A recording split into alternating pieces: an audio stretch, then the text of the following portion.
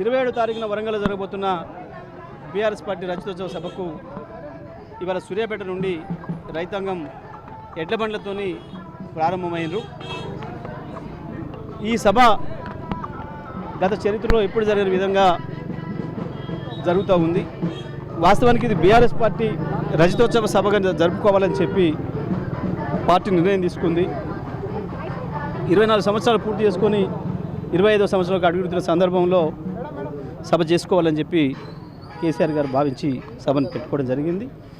కానీ ఇవాళ రాష్ట్ర ప్రజలు మాత్రం మేము పొరపాట్ల కాంగ్రెస్ పార్టీకి ఓట్లేసి తప్పు చేసినాం, ఇవాళ నీడలున్న వాళ్ళంపై మేము ఎండలబడ్డాం, మేము నాశనం అయిపోతున్నాం, అన్ని రంగాలు నాశనం అయిపోతున్నాయని చెప్పి ప్రజలు ఈ ప్రభుత్వం పైన కాంగ్రెస్ పార్టీ పైన కోపంతో ఉన్నారు. ఇవాళ ఈ సభను ఆ ప్రజలందరూ కూడా హాజరై ఇది కాంగ్రెస్ పార్టీ వ్యతిరేక సభలాగా, ఈ ప్రభుత్వ వ్యతిరేక సభలాగా, ప్రభుత్వ నిర్ణయాలకు వ్యతిరేక సభలాగా జరుపుకోవాలన్న ఉత్సాహం ప్రజల్లో కనబడుతూ ఉంది. ఈ వర్గం ఆ వర్గం అని కాకుండా అన్ని వర్గాల ప్రజలు, ప్రత్యేకించి రైతాంగం అసలు వ్యవసాయమే దండగా అన్న పరిస్థితి నుంచి వ్యవసాయాన్ని పండగలాగా మార్చిన కేసీఆర్ను మేము వదులుకోవడం అనేది అది పెద్ద పొరపాటు అని చెప్పి ఇవాళ రైతాంగం భావిస్తూ ఉంది ప్రధానంగా. అందుకే ఇవాళ రైతాంగం పెద్ద ఎత్తున మేము ఎడ్ల బండ్ల మీద పోతాము అని చెప్పి వారు 10-15 రోజుల క్రితమే నాకు వచ్చి చెప్పడం జరిగింది. మరి దాదాపు 130 కిలోమీటర్ల పైన ఉంది, అది పోగలుగుతారా ఎండలకు అని అంటే పోతాం సార్, ఏం చేస్తాం, మేము మంచిగా నీడలు ఉన్న వాళ్ళం, మేము ఎండలబడ్డాం కదా, ఈ ప్రభుత్వం మమ్మల్ని మార్చి మసి చేస్తూ ఉంది, పొయ్యిలబడ్డట్టు ఉంది మా పరిస్థితి, ఇక ఈ కాంగ్రెస్ పార్టీ ప్రభుత్వాన్ని తట్టుకొని నిలబడ్డ వాళ్ళం గీ ఎండలు మేము తట్టుకోలేమా అని చెప్పి మేము పోతాం అని చెప్పి వారే చెప్పడం జరిగింది.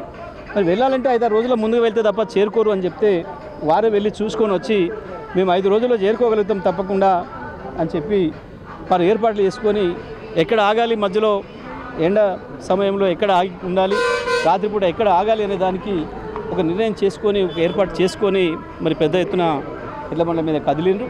మరి ఈరోజు ఇక్కడ మా సూర్యాపేట ప్రాంతంలో ఉన్న అమ్మవారు దండుమైసమ్మ తల్లి దగ్గర పూజలు నిర్వహించుకొని అమ్మవారి ఆశీస్సులు తీసుకొని వరంగల్కు బయలుదేరుతాం, భద్రకాళి అమ్మ దగ్గరికి పోతామని చెప్పి వారు ఇక్కడ ఈరోజు ఈ నమ్మికల్లో పూజ నిర్వహించుకొని దండుమైసమ్మ దగ్గర బయలుదేరడం జరిగింది. వీళ్ళు 5 రోజుల్లో అక్కడికి సభా ప్రాంగణానికి చేరుకుంటారు. వీళ్ళు చాలా ప్రణాళికబద్ధంగానే రైతాంగం ఏర్పాటు చేసుకున్నారు. ఎక్కడ కూడా సభ రోజు వచ్చే వాహనాలకు అడ్డు కాకుండా ఉండాలని చెప్పి మరి ఆ రోజు 27వ తారీఖు నాడు ఉదయం 10 గంటల లోపుల్ని అక్కడికి ఆ గ్రౌండ్కు చేరుకోవడానికి కావాల్సిన పద్ధతుల్లో ఏర్పాటు చేసుకోవడం జరిగింది. తప్పకుండా మేము ఎలకతుర్చికి చేరుకుంటాం, ఆ మట్టిని ముట్టుకుంటాం, కేసీఆర్ని చూస్తాం, కేసీఆర్ మాటలు వినే వస్తామని చెప్పి పట్టుదలతోని ఇవాళ ఈ రైతాంగం అంతా కదిలిన విధానాన్ని చూస్తే ఈ ప్రభుత్వం పైన ప్రజలకు ఎటువంటి కసి ఉంది, ఎటువంటి కోపం ఉంది, ఏ రకంగా ఉందనే విషయం మనకు స్పష్టంగా కనబడుతూ ఉంది. మరి ఈ సందర్భంగా నేను ఎడ్ల బండ్లతోని ధైర్యంతో సాహసంతో కదిలిన రైతాంగానికి అందరూ కూడా నేను ప్రత్యేకంగా అభినందనలు తెలియజేస్తూ ఉన్నా. ఈ యాత్ర విజయవంతం కావాలని చెప్పి కూడా నేను కోరుకుంటా ఉన్నాను.